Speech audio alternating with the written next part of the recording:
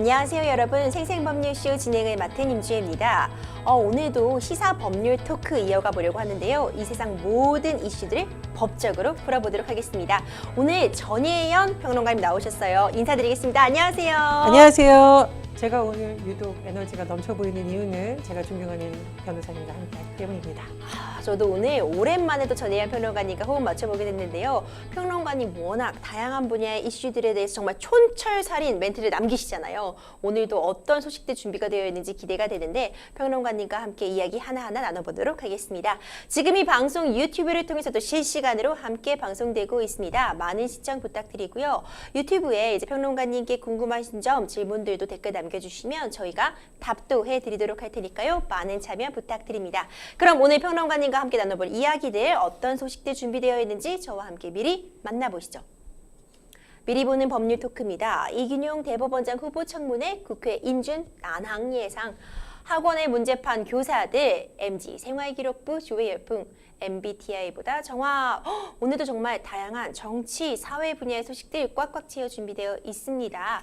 빨리 시작해봐야겠어요. 여러분들은 지금 생생법률쇼 함께하고 계십니다.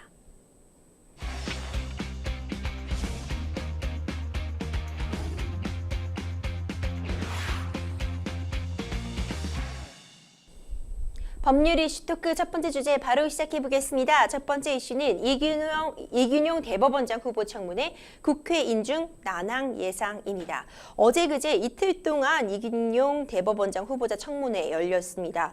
사실 자질 능력 등을 놓고 공방 뜨거웠고요. 어제 밤 늦게까지 청문회 절차가 이어지더라고요.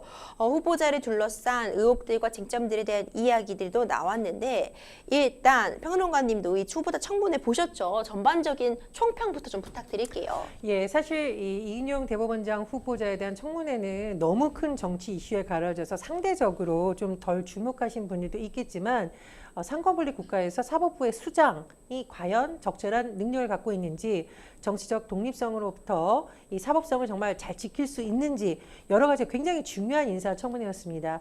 그런데 지금 여러 가지 쟁점이 제기된 부분 중에서 네. 의외다라는 부분이 언론에서 조명하는 부분이 있죠. 예를 들면은 재산 신고 누락, 네. 또 재산의 증여 과정에서의 여러 가지 문제점인데 이게 엄청나게 복잡한 법리적인 것이 아니라 네. 대다수의 공직자에 적용하거나 일반 국민들도 잘 알 수 있는 내용인데 이제 후보자가 몰랐다, 죄송하다 이런 발언이 나와서 또 야당 의원들은 아니 판사 출신이고 대법원장 후보인데 그걸 모르신다는 게 말이 되냐, 이런 지적이 제기되고 있습니다. 더군다나 정치 상황을 보면 야당, 민주당에서 이미 과반 의석을 갖고 있는 상황이기 때문에 부적격 기류가 강하니까 아마 인준이 좀 쉽지는 않을 거다, 이런 분석이 나오고 있는 건데요. 다만 여당에서는 기존 정부에서의 사법부가 문제가 있었다는 식으로 비판을 해왔고 또 이균용 후보자가 충분히 소명을 했다라는 취지의 발언이 나오고 있기 때문에 어떻게 될지는 앞으로 국회의 본의 상황이라던가 또 사실 정책 상황과도 맞물려 있다고 전망이 됩니다. 그렇군요. 좀 다양한 분야의 이야기들이 지금 청문회에서 오가갔는데 일단 청문회 첫날인 그제 야당은 자녀의 재산 관련 의혹에 대해서 이제 집중적으로 따라 물었습니다. 자녀와 재산 관련 의혹들이 좀 쟁점이 되었는데 후보자는 모두 발언에서부터요. 처가 회사의 비상장 주식을 재산 신고에서 빠뜨린 부분에 대해서는 사과를 했습니다. 관련 발언 함께 듣고 오시죠. 재산 신고 등과 관련하여 미비한 점으로 드러난 부분에 대해서는 위원님들과 국민 여러분들께 송구하다는 말씀을 드립니다. 네, 지금 이 부분에 대해서는 사과를 했는데 제가 사실은 사실은 인정을 한 거죠. 근데 10억 원에 달하는 이 비상장 주식을 공직자 재산 신고에 좀 누락하게 된 상황인 거죠. 그렇습니다. 고위공직자 재산 신고는 의무사항이죠. 그리고 이제 누락이 됐을 경우에는 일정 부분에 좀 너무 고의적이거나 계속 반복되거나 이랬을 경우에는 중징계가 있을 수도 있는데 이걸 몰랐느냐라는 것이 야당의 집중적인 문제 제기였습니다. 구체적인 내용을 살펴보면 이균용 후보자의 처가 쪽에서 운영하는 회사에 비상장 주식 10억 원을 본인이 어쨌든 보유를 하고 있는데 그거를 재산 신고를 하지 않았다가 후보자로 지명된 후에야 뒤늦게 축소 신고한 것이 아니냐, 이런 의혹입니다.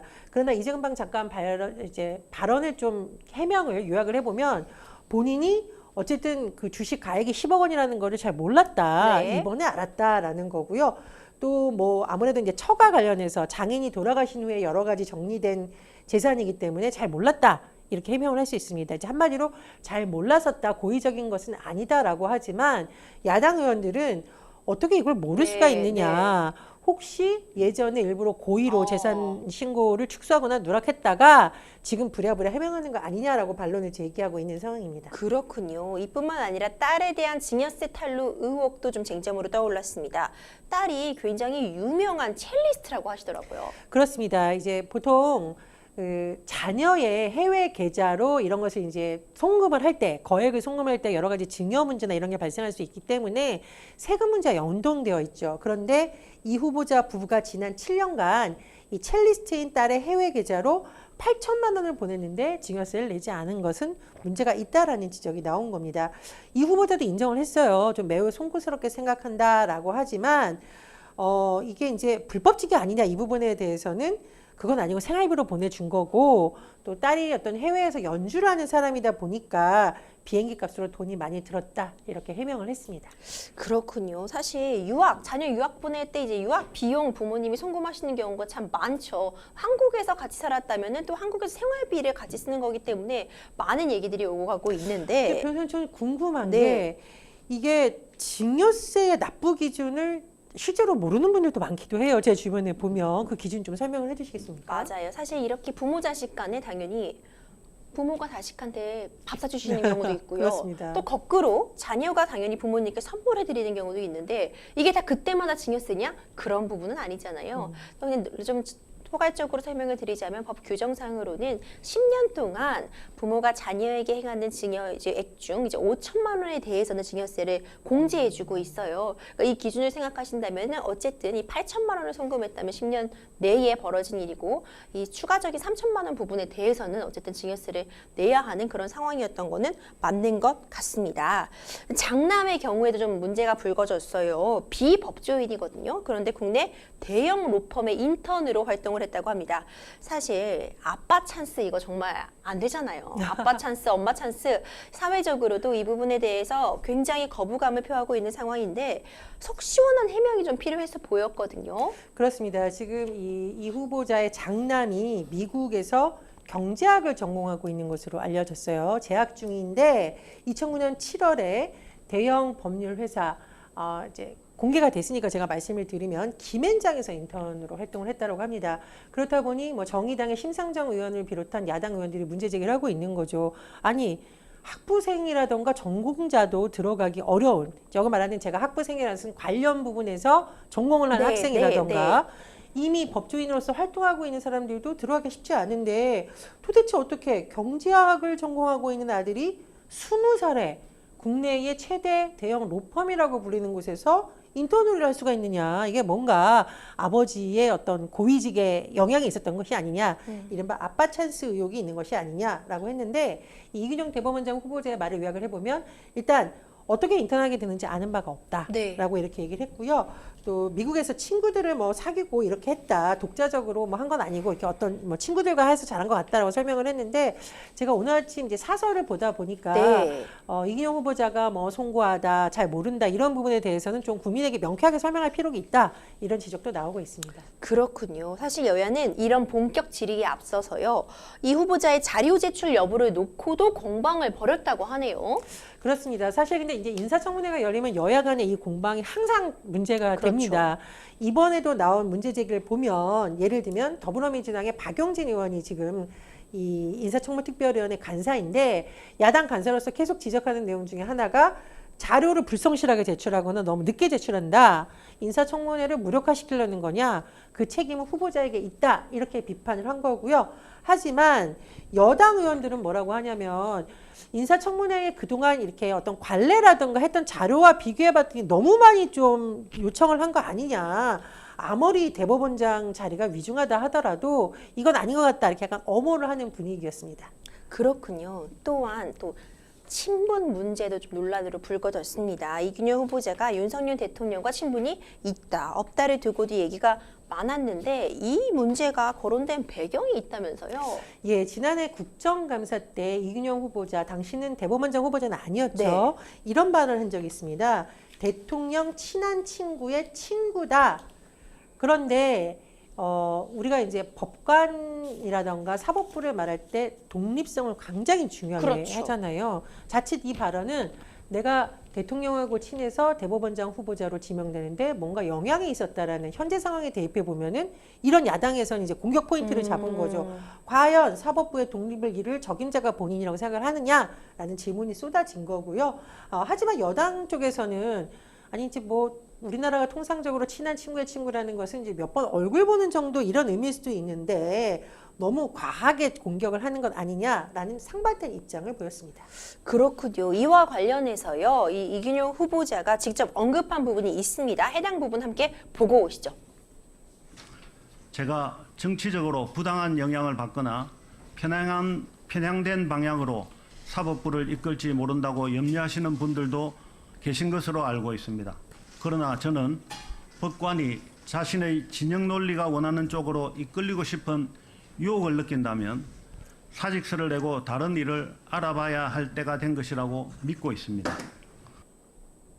그렇군요. 윤석열 대통령과의 친분을 우려하는 이런 일각의 목소리가 계속 이어지면서 이에 대해서 본인의 견해를 굉장히 단호하게 밝혔습니다. 평론가님. 그렇습니다. 제가 말씀드렸듯이 사인 간의 친분의 문제를 넘어서 행정부의 수반인 대통령, 또 사법부의 수장인 대법원장이 친분이 있다 보면 어떤 특정 진영에 또는 정치적인 세력에 유리한 판결이 나오는 것 아니냐, 사법부 전체에 영향을 미치는 것 아니냐라는 것이 야당의 의심인데 네. 이균용 대법원장은 후보는 이에 대해서 단호하게 이렇게 말했죠.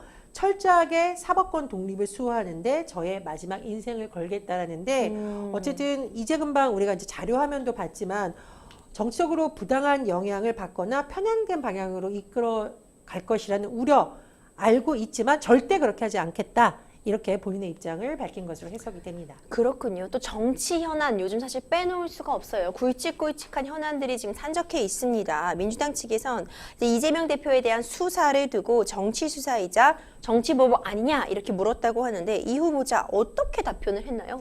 예, 이 후보자는 상황은 안타깝다라고 하면서 법원이 검찰 수사권을 어느 정도 통제하고 있다 이렇게 답변을 했습니다. 네. 야당에서는 지금 문제 제기를 하고 있는 것이 뭐냐면은 이재명 대표와 관련된 수사에서 300번 지금 언론 보도를 보면 370번이 넘는다 이런 보도도 나오고 있으니까 이게 영장을 검찰이 청구한 것을 법원이 다 발부해 준 것도 문제가 있지 않느냐, 너무 과한 것 아니냐라는 취지로 질문을 한 것이고요. 하지만 대법원장 후보자는 기각된 것도 있고 발부되는 것도 있기 때문에 그런 부분을 말한 거다라고 했습니다. 또 사실 이제 이 검찰의 수사 과정에서 공식적인 발표나 브리핑이 아닌데 뭐 이런 혐의가 적용됐다더라, 이런 정황이 포착됐다더라, 이렇게 말을 했다더라, 뭐 여러 가지 기사가 나온 경우가 있잖아요. 네. 그렇다 보니 야당에서는 이게 검찰이 피의 사실 공표를 하고 있다라고 주장을 하면서 이 부분에 대해서도 청문회에서 물었는데 대법원장 후보자는 구체적인 것을 알지 못한다라고 다소 거리를 두는 듯한 또 모습을 보였습니다. 그랬군요. 한편 이 김태우 전 서울 강서구청장의 사면, 이 광복절 때 있었죠. 이 특별 사면과 관련에 대해서도 본인의 견해를 직접 밝혀서 화제가 되었는데 사법부 입장에서는 없었으면 좋았을 사면이다. 이런 의견을 밝혔더라고요. 예, 그런데 사실 이제 사면권에 대해서 우리가 보다 근본적으로 들여다보면 법원이 판결이 나오는 부분에 대해서 사면을 해준다는 것 자체가 사법부의 위상에 타격이 그렇죠. 있는 거냐는 그렇죠. 근본적인 논란이 사실 있었습니다. 이제 그런 상황에서 서울 강서구청장 이 보궐선거를 놓고 지금 여야가 대립을 하고 있는데 그래서 이런 질문이 나온 것으로 보여요.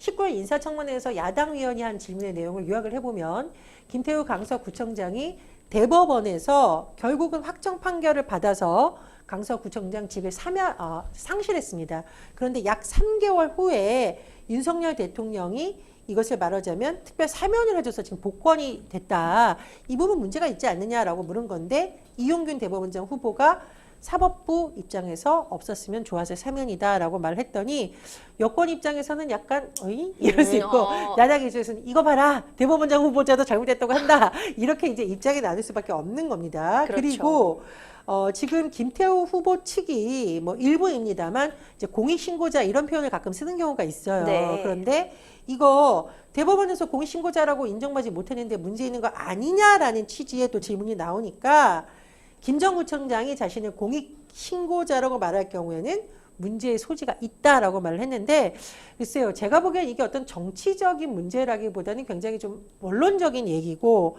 말씀드렸듯이 대법원장 후보자가 그러면 대법원 판결을 존중해야 되는 건 당연한 거잖아요. 그런 차원이긴 합니다만 여야는 각자 본인들의 입장에서 지금 해석을 하고 있는 상황입니다. 그렇군요. 사실 후보자 지명 이후 내내 논란이 되었던 과거 성폭력 사건 감형 판결도 언급이 됐습니다. 사실 저는 이 부분이 좀 가장 좀 논란이 될 수 있지 않을까 이런 생각도 해봤어요. 평론가님 어떤 사건인지부터 좀 간단히 설명 부탁드릴게요. 예, 사실 이제 대법원은 어느 나라에서나 정의, 특히 인권의 최후 보루라고 하기 때문에 대법원장 후보자를 우리가 살펴볼 때 과거에 인권의 관점에서 어떤 판결을 내렸느냐가 주목을 받기도 합니다. 특히 이 후보자의 경우에는 성폭력 사건에 관해서 오히려 감형을 해줬더라, 성인지 감수성이 부족한 건 아니냐는 야당을 중심으로 비판을 받고 있는데요. 예를 들면 2020년 12살 아동을 성폭행한 혐의로 기소된 20대 남성의 항소심에서 징역 10년을 선고한 원심 파기, 징역 7년을 선고한 겁니다.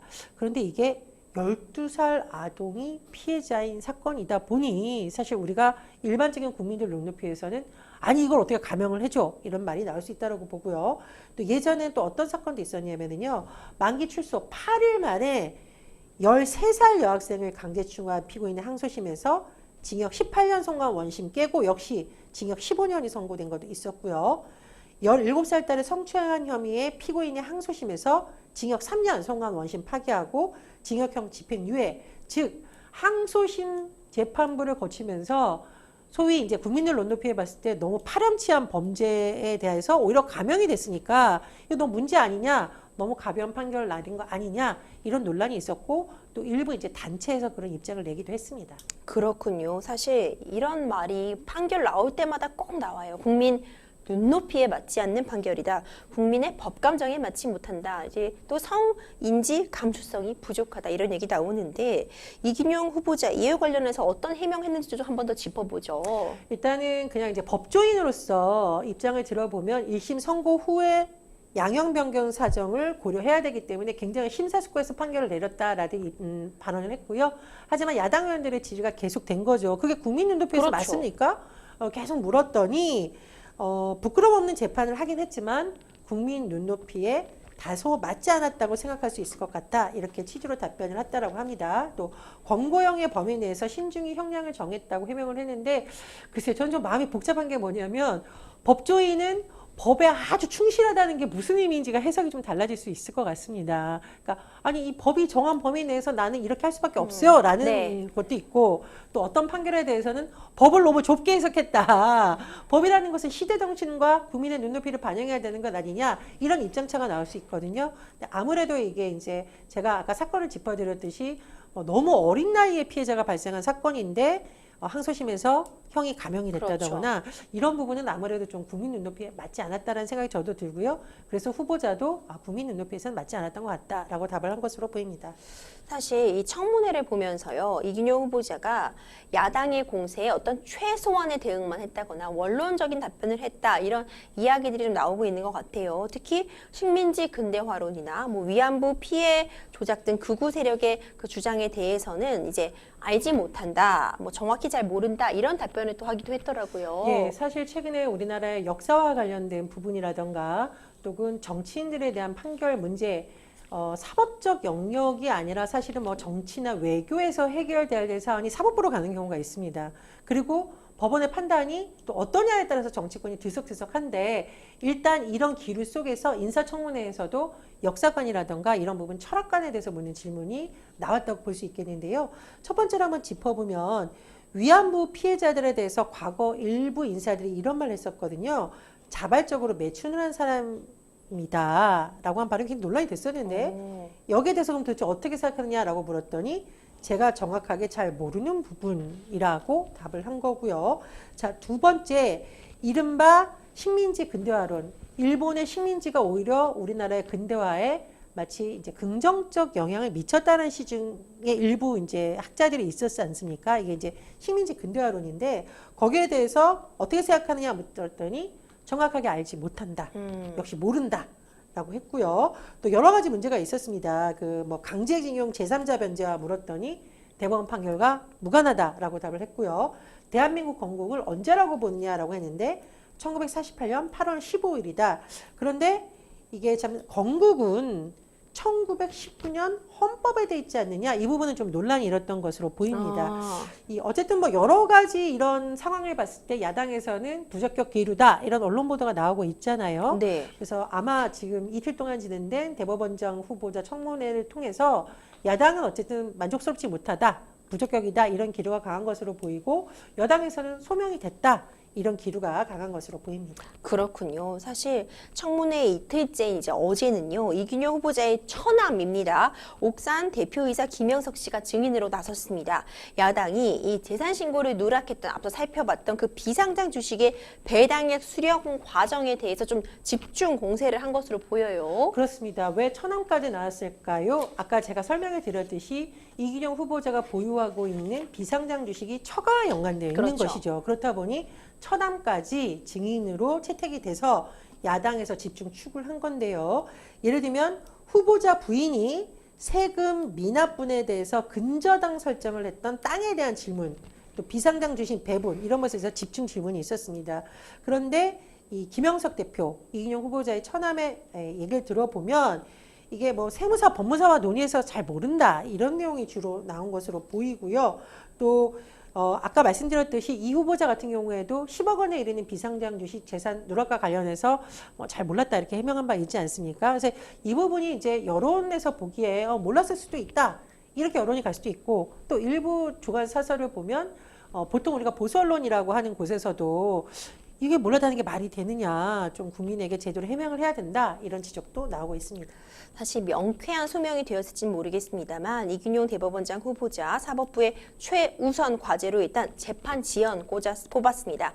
최근 조강욱 전 의원에 대해 이 재판이 3년 8개월 만에 대법원 선고가 나서 재판 지연 문제가 또 불거지기도 했었거든요. 예, 근데 이런 표현을 썼네요. 재판 지연은 신화 속 괴물 히드라와 같다. 그 원인이 무엇인지 파악하기 쉽지 않다. 히드라가 머리가 여러 개 있는 괴물이잖아요. 그러니까 아마 원인이 복잡해서 파악하기 쉽지 않지만 중요한 문제라고 생각한다라는 취지로 보이는데 저는 이 원인은 너무 간단하지 않겠습니까? 물론 정치적으로 해석하다 보면 끝이 없는데 이 정치적 사건을 제외하고 나머지 사건을 봤을 때 재판 지연되는 이유는 제가 보기엔 법관 부족하기 때문이에요. 그래서 저는 개인적으로 방송에서도 이 법관 증언 문제는 국민에 대한 사법 서비스의 질을 높이는 차원에서도 우리가 고민을 해봐야 되고 실제로 제가 법원을 담당하는 기자를 취재를 해보면 너무 사건이 많아요. 네. 근데 우리가 사건을 줄이라고는 할 수는 없는 그렇죠. 거고 법관이 이걸 세세하게 보거나 잘 이 법리 검토를 해야 되는데 제가 보기에는 좀 과도할 정도입니다. 이게 실제 해외랑 비교 분석했을 때도 나오고 있거든요. 통계가. 제 생각에는 그러는데 어쨌든 이 후보자가 여러 가지 안을 찾아보겠다고 했으니까요. 만약에 이제 뭐 청문회를 통과한다면 어떤 방안이 나올지 지켜봐야겠고 만에 하나 채택되지 않는다면 이것은 이제 그 다음 후보자가 풀어야 될 과제로 여전히 남아있다고 보입니다. 네, 이 재판 지연 관련해서 이제 이균용 후보자가 직접 얘기한 부분이 있으니까요. 이 부분도 함께 듣고 돌아오시죠. 사법부 구성원 사이에 내재된 갈등과 분열을 해소하고 조직 내부의 동력을 회복하는 방안을 찾아보겠습니다. 사법행정사무의 감독권을 헌법 정신에 맞게 적절하게 행사하여 재판의 공정성과 중립성을 확보하고 단순히 효율성만 추구하는 조직이 아니라 문제를 발견하고 해결하는 조직으로 법원을 재구축할 수 있도록 최선을 다하겠습니다. 이 관련된 이 의사 표현 듣고 왔는데요. 헌법재판소장과 함께 대법원장은 우리나라 사법부를 이끌어가는 정말 양대 산맥입니다. 개인적으로서도 이 대법원장까지 오른다고 하면 이보다 더 법조인으로서 명예스러운 자리가 그렇습니다. 없다고 할 수 있거든요. 근데 그만큼 책임감, 뒤따를 수밖에 없습니다. 대법원을 대표하고요. 대한민국의 법원 행정사무를 총괄하는 그 총대를 매는 자리이기도 합니다. 그야말로 중책인데 대법원장 임명 과정이 그러니까 당연히 호락호락하지만은 않겠죠. 국회 표결 절차 거쳐야 하고요. 또 국회의원 과반수 출석, 과반의 찬성도 얻어야 합니다. 지금 여야가 또 워낙 갈등과 진통 겪고 있는 만큼 임명 동의안 통과 쉬운 코스는 아닐 것 같은데 어떻게 보세요? 제가 말씀드렸듯이 정치 상황과도 맞물려 있고 또 인사청문회에 대한 여론의 평가도 영향을 미칠 것으로 보입니다. 일단 오늘 전해진 소식을 다시 한번 말씀을 드리면 국회 인사청문 특위에서 심사 경과 보고서를 채택을 했습니다. 그런데 여당은 적격 의견을 적었지만 야당에서는 부적격이다 이렇게 명시를 했습니다. 결국은 국회 본회의에서 표결을 통해서 가르겠다라는 건데 지금 잘 보셔야 되는 것이 오늘은 하지 않고 25일 본회의에서 할 가능성이 거론이 되어 있거든요. 근데 지금 25일 본회의가 열릴지 아닐지도 우리가 장담을 할 수 없는 상황인 거죠. 네. 그리고 야당에서는 부적격이라고 명시를 해놓은 데다가 야당, 민주당만으로도 이제 과반 의석을 통해서 다른 야당과 손을 잡고 충분히 이게 말 그대로 통과를 안 시킬 가능성이 있죠. 네. 그렇기 때문에 오늘 조간이라던가 어제 신문을 보더라도 난항이 예상된다. 이런 전망이 나오고 있는 상황입니다. 네, 사실 이런 절차를 거칠 때 중요한 건 이 사람이 갖고 있는 비전, 정책, 그리고 정말 적임자인가가 사실 제일 쟁점으로 떠올라야 되는데 언제까지 우리가 이렇게 그 외의 요소들을 때문에 그 사람의 자질 검증을 하는데 시간을 할애할 수조차 없는지 이런 부분도 좀 다시 생각해 볼 필요가 있지 않을까 생각이 듭니다. 난항이 예상되지만요. 앞으로 어떻게 절차를 이어갈지 생생법률쇼에서도 함께 지켜보도록 하겠습니다. 여러분들은 지금 생생법률쇼 함께하고 계십니다.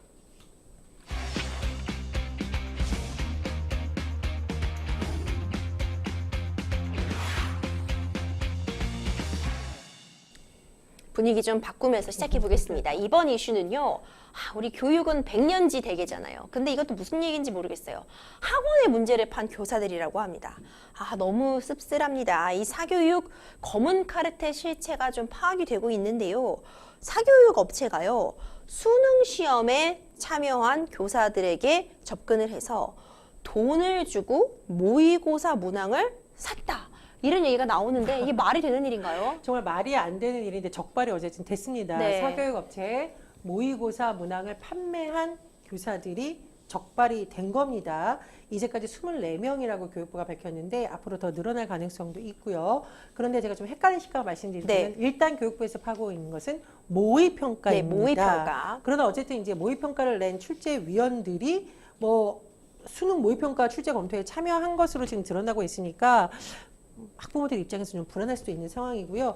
도대체 어떻게 이런 일이 가능하지 싶은데 이 사교육계에서 유명한 인물들이 이른바 이제 일타 강사 이렇게 불리거나 유명한 업체의 사람들이 인맥, 학맥 총동원해서 도대체 어떤 사람들이 수능이라던가 모의평가 출제 경험이 있는가 파악을 한다라는 겁니다. 네. 그래서 친분을 쌓고 이제 돈을 주고 샀다 이렇게 지금 의심이 되고 있는데 이 도대체 어떤 문항이 거래가 되느냐.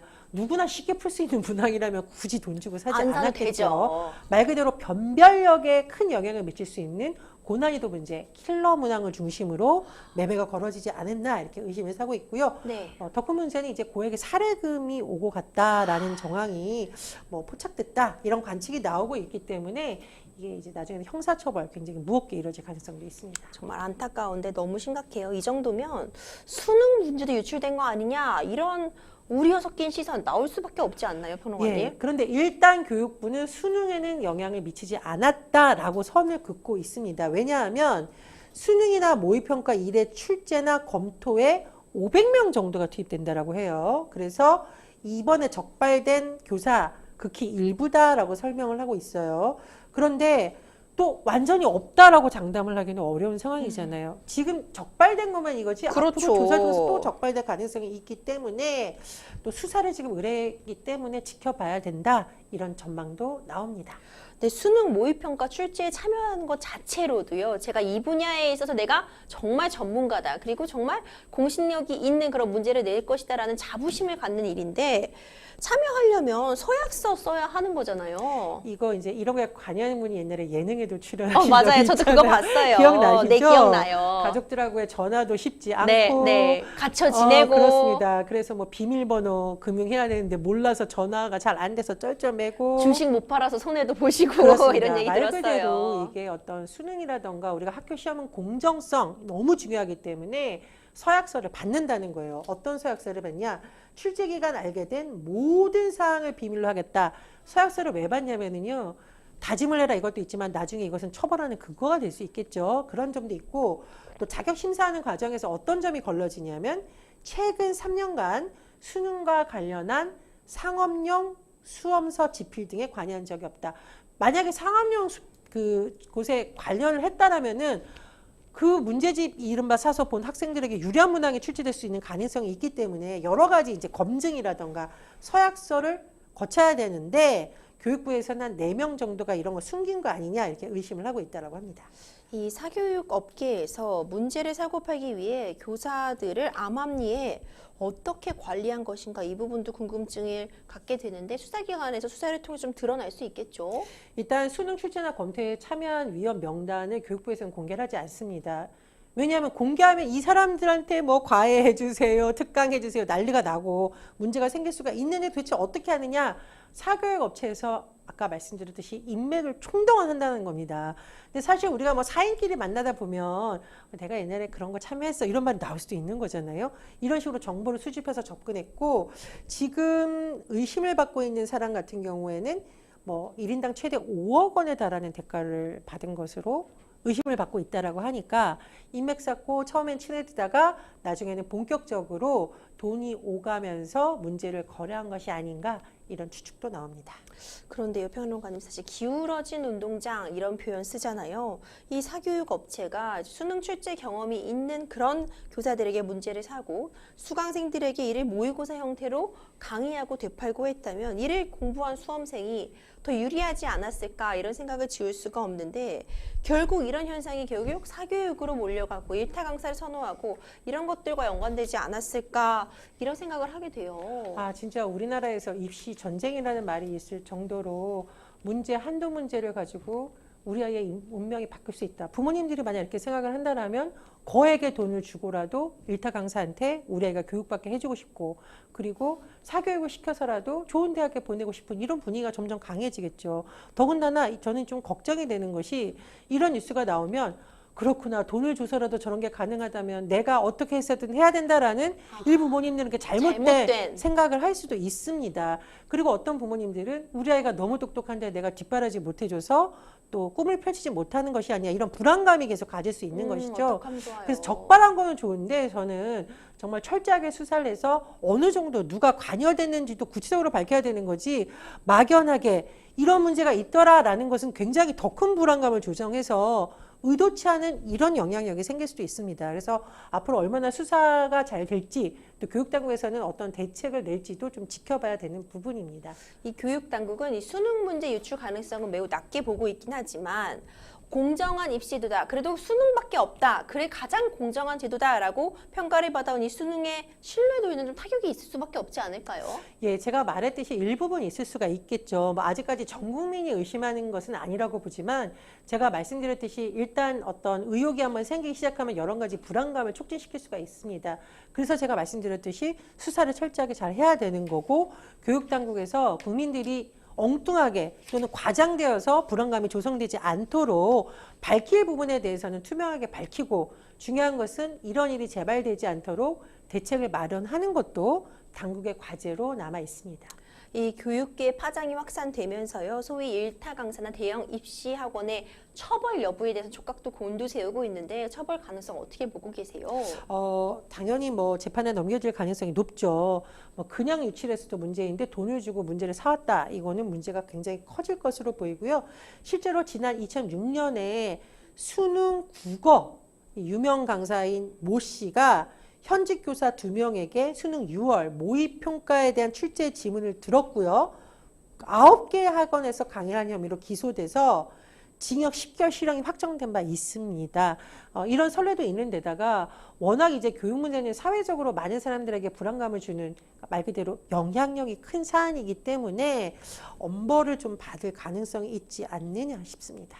그렇군요. 사실 이 사교육 시장이 커질 수밖에 없는 이런 사회적인 구조나 상황은 저도 이해하는 바이지만 보통은 고등학생, 결국 입시를 준비하는 고등학생이 가장 사교육에 많이 노출될 것이라고 생각하는데 유치원 자녀가 있는 가구의 사교육비 비중, 지출이 상당히 늘었다고 합니다. 이건 어떤 이유가 있을까요? 굉장히 의외라고 보실 수 있는데 이건 우리가 2단어를 들으면 딱 이해를 하실 수 있습니다. 코로나19 상황에서 어린 시절부터 학력 격차가 벌어질 수도 있다라는 특수 상황이 있었죠. 네. 자, 한국조세재정연구원에서 나온 한 보고서 2018년에서 2020년까지 학교 급별 사교육비 지출 양상을 분석해 봤더니 유치원 1인 자녀 1명당 사교육비 월 평균 지출액이 22만 4천 원이었다고 하고요.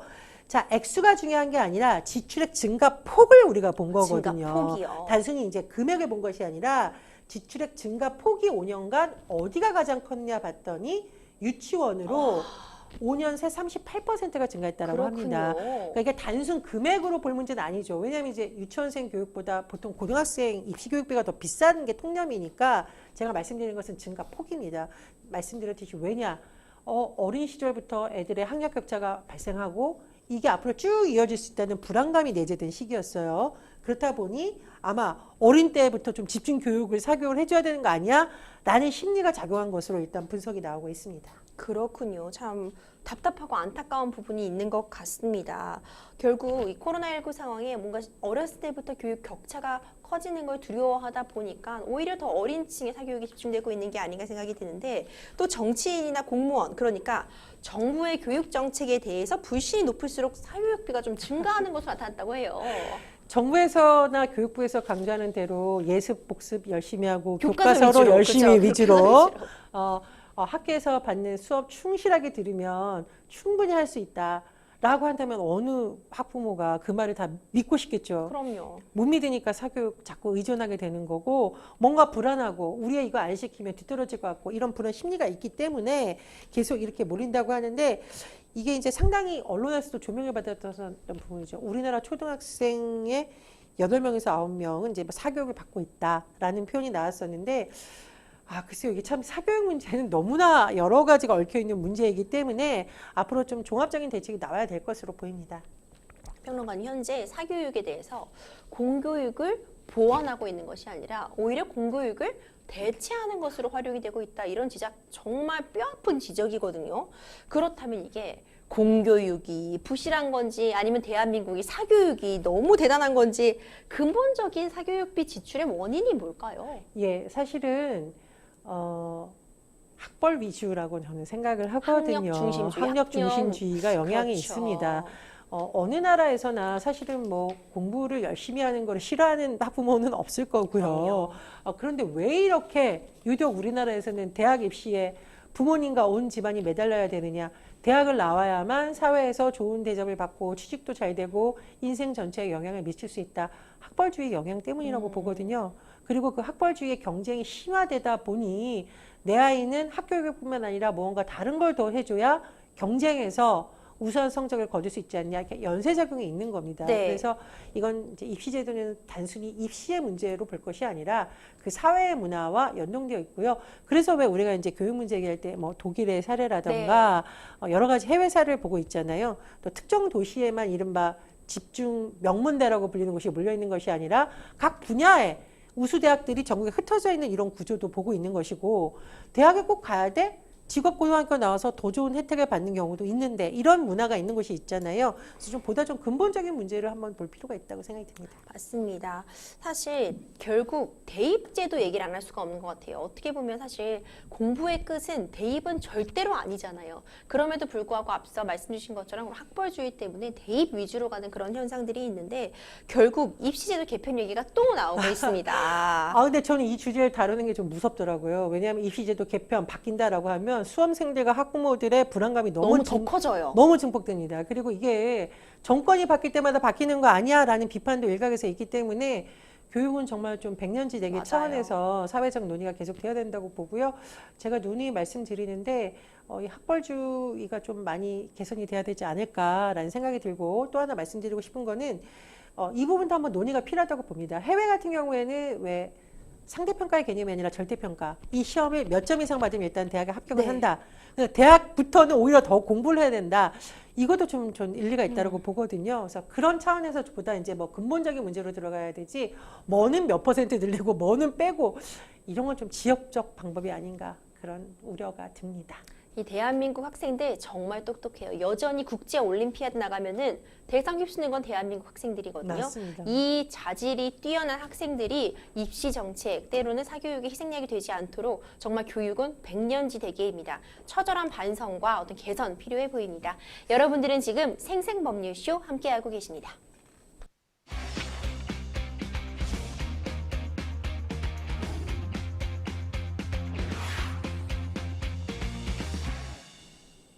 법률리스토크 마지막 주제 힘차게 시작해 보겠습니다. MG 생활기록부 조회 열풍 MBTI보다 정확입니다.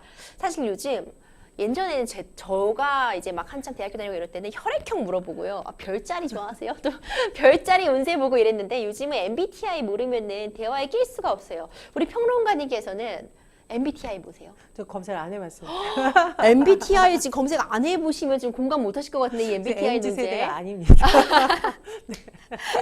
한동안 정말 MBTI 열풍이었어요. 뭐 MBTI에서 뭐 E는 좀 활발한 성격이다, 뭐 I는 내향적이다, 뭐 계획형이다, 뭐 이런 부분 여러 가지들이 놓였는데, 그러니까 이것도 하나의 어떤 트렌드를 보여주는 것 같아요. 내 성격을 뭔가 인간이라는 것은 되게 복잡하고 아주 복잡한 여러 가지 감정들로 이루어졌지만 나의 성격을 뭔가 하나의 카드로 탁 나타내주는 그런 도구로 쓰였는데, 요즘 MBTI 열풍에 더불어서 학창 시절 생활기록부를 인증하고 공유하는 것이 유행으로 번졌다고 해서 너무 재밌는데요. 예, 정부24 홈페이지를 통해서 이것을 기록을 조회해 볼 수 있다라고 하죠. 네. 이제 다만 1995년생 이전만 학교 생활기록부 볼 수가 있고요. 네. 왜냐면 이게 이제 아마 전산 시스템이나 여러 가지가 연관이 되어 있는 것으로 보입니다.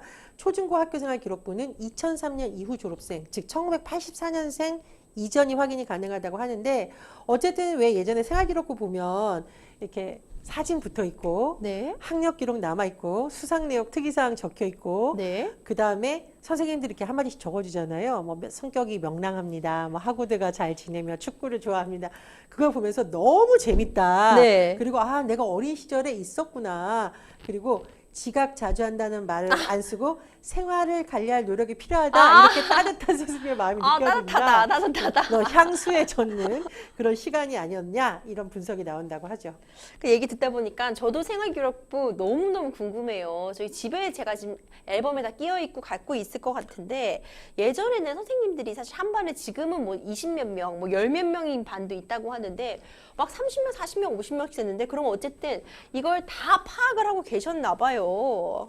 그 요즘 우리가 누군가가 나에게 정성 들여서 이렇게 손으로 그러니까요. 또는 뭐 그게 텍스트로 이렇게 컴퓨터 작업을 한다고 하더라도 나에 집중돼서 나에 대해서 말을 쳐준다는 게 참 고맙고 감사한 그럼요. 일이잖아요. 그런 점에서 굉장히 추억도 소환도 되고, 또 어린이들에 대해서는 뭐 아주 극단적인 표현을 선생님들이 안 쓰셨던 것 같아요. 아까 말한 것처럼 지각자주한다는 말을 생활 관리가 더 필요할 것 같다 라던가, 소심해 쓴 것이 아니라 성격이 조용하나 사려 깊다 이렇게 써주신 게 아닐까라다 따뜻해요. 보니까 아마 좀 많이 열풍이 부는 것이라고 생각이 듭니다. 이 교권 침해 얘기를 우리가 또 이 학교 얘기를 하면서 요즘 안 할 수가 없어요. 정말 연달아서 정말 가슴 아픈 사건들이 이어지고 있었고, 교권 침해 논란이 계속 불거지고 있는 가운데, 이제 이 학생의 교권 침해 이력을 생활기록부에 기재하지 말자, 이 내용이 굉장히 관심으로 떠올랐는데, 이와 관련된 교권사법이 이제 국회 교육위는 통과했지만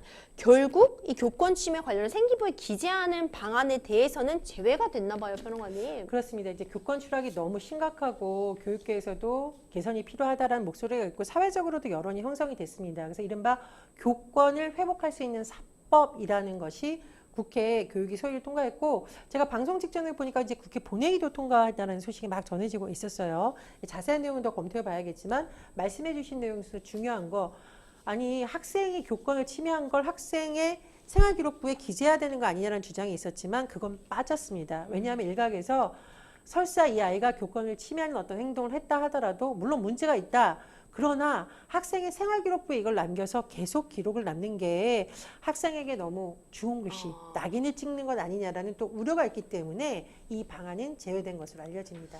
또 이런 생기부가 입시에서 결국 또 입시 얘기가 나오네요. 그렇습니다. 입시에서 또 중요한 당락을 좌우할 수 있는데 엉터리로 기재되는 건 절대 안 되겠죠.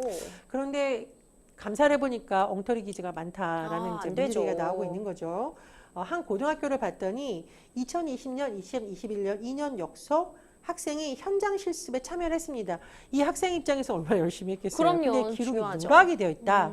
이런 게 지금 감사에서 적발됐고 피해 학생이 13명이라고 합니다. 뭐 지금 교육청에서 이제 대책을 내는 걸 보면 점검을 1년에 4번 하는 게 아니라 2번 추가해서 6번 한다. 학교 자체 점검이 아니라 교육지원청 현장 실무 지원단이 맡는다고 하는데 저는 글쎄 이제 점검을 자주 해서 오류를 줄이겠다라는 취지는 좋습니다만 교육 현장에서도 늘 인력 부족 얘기가 나오고 있어요. 그래서 인력이 확보되지 않고 횟수만 늘리면 보이기식 그냥 횟수만 채웠다 되는 거 아니냐 이런 실효성에 대한 우려가 되고 있기 때문에 제가 보기엔 인력 보강이 돼야 되고요. 시스템을 좀 재정비해서 교사들의 수고로움을 덜어주는 노력도 사실은 필요합니다. 이번에 맞습니다. 교권 회복 관련 과정에서 제가 22번 부에는 선생님들이 아이들을 가르치는 업무뿐만 아니라 번외 업무가 너무 많다 이런 너무 지적도 많죠. 나오고 있으니까 그걸 좀 시스템적으로 개선할 수 있는 부분도 같이 고민을 해야겠죠. 교육이라는 것은 결국은 기계가 대체할 수 없는 우리가 어떤 사람과 관련된 부분이기 때문에 굉장히 섬세한 접근이 필요할 것을 보입니다. 맞습니다. 그만큼 생활기록부가 사실 참 중요할 것 같아요.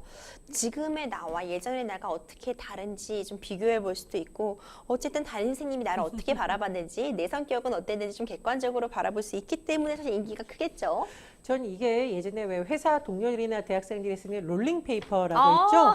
종이 한 장 맞아요. 주면 거기에 사실 나쁜 말 쓰는 사람 거의 없습니다. 너무 따뜻해요. 너는 우리에게 정말 좋은 친구였어. 이런 때 참 고마웠다.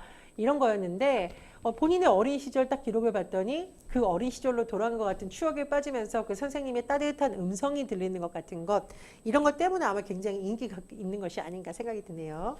사실 이런 MBTI나 생활기록부 인증 열풍을 주도하고 있는 바로 이 MZ세대인데요. 가만 보면 요즘 젊은 층이 참 나에 대해 관심도 많고 나의 성향을 분석하고 인정하기 위한 그런 노력들을 참 많이 하는 것 같아요, 변호사님. 세상에서 제일 어려운 것이 나는 누구인가. 예전부터 철학자들도 또 결국 그 해답을 못 찾았잖아요. 그렇습니다. 이제 그러나 일부분이라도 알 수 있는 게 나는 왜 이러는가. 아, 내가 알고 보니까 이 유형이야. 그래서 이제 MBTI가 많이 나오는 것 같고요. 때로는 왜 그런 경우 있잖아요. 너 T니?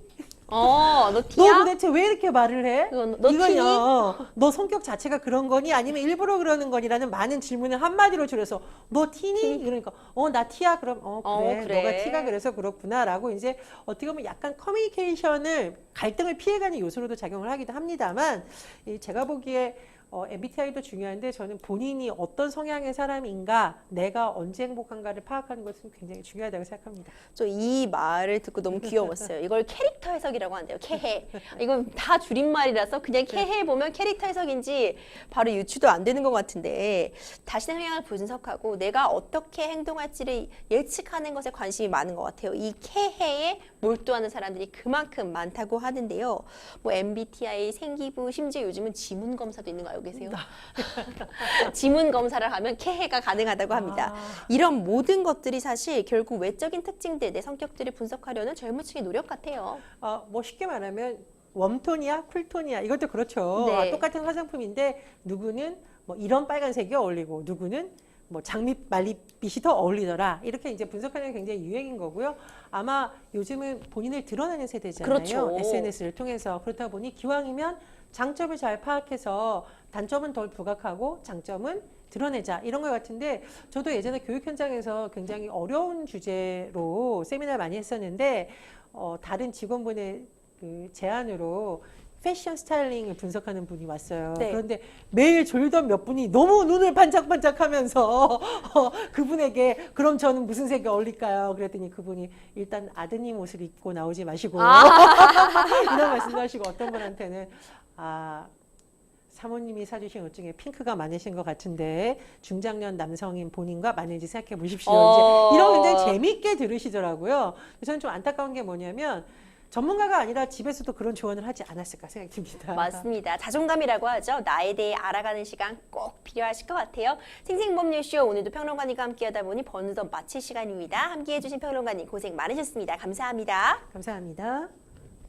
방송 끝나도 상담 접수 계속됩니다. 도움이 필요하신 분들은 주저하지 마시고 연락 주세요. 생생법률쇼 저희가 준비한 내용 여기까지입니다. 시청해주신 여러분 고맙습니다.